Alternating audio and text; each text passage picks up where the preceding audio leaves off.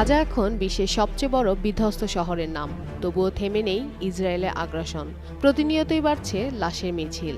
এমন পরিস্থিতিতেই এবার মুসলমানদের অন্যতম বড় ধর্মীয় স্থান পবিত্র আল আকসা দখলে মরিয়া তেল আবিব। আল আকসা মসজিদ পুরোপুরি নিয়ন্ত্রণে নেওয়ার হুমকি দিয়েছেন ইসরায়েলের প্রতিরক্ষা মন্ত্রী ইসরায়েল কার্টজ। রোববার সামাজিক যোগাযোগ মাধ্যম এক্সে এক পোস্টে ইসরায়েল কার্টজ এই হুমকি দেন। সেখানে তিনি লেখেন, তিসা বা আবের দিন দ্বিতীয় টেম্পল ধ্বংসের 2000 বছর পর আবারও টেম্পল মাউন্ট অর্থাৎ আল আকসা ইসরায়েলের পূর্ণ নিয়ন্ত্রণে চলে এসেছে। অন্যদিকে ফিলিস্তিনের স্বাধীনতাকামী যোদ্ধারা বিক্ষোভ অব্যাহত রেখেছে। তাই জেরুজালেম, পশ্চিম দেয়াল এবং আল আকসা মসজিদে নিরাপত্তা জোরদার করা হবে।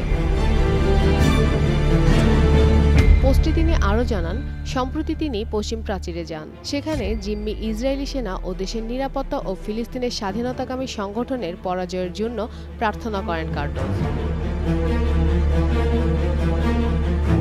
এর আগে ওই একই দিনে আল আকসার প্রাঙ্গণে প্রার্থনা করেন ইসরায়েলের জাতীয় নিরাপত্তা মন্ত্রী ইতামান বেন গিভির। আল আকসায় ইহুদিদের প্রার্থনা নিষিদ্ধ সত্ত্বেও বেন গিভিরের এ কাজ করায় তাৎক্ষণিক কঠোর নিন্দা জানায় ফিলিস্তিনি